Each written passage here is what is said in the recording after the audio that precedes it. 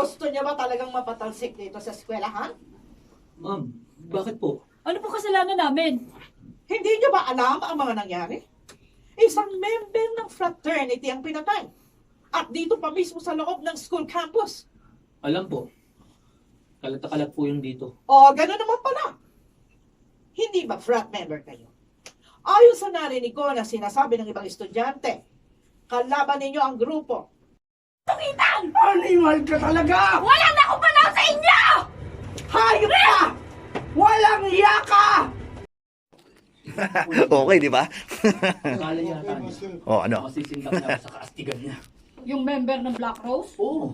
Ano? Akala niya, matatakot nila ang Ano, Jer? SWI. Solid tayo. Kaya nga tinawag ang grupo natin, Samahang Walang Iwanan.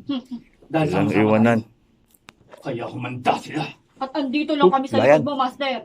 Walang iwanan.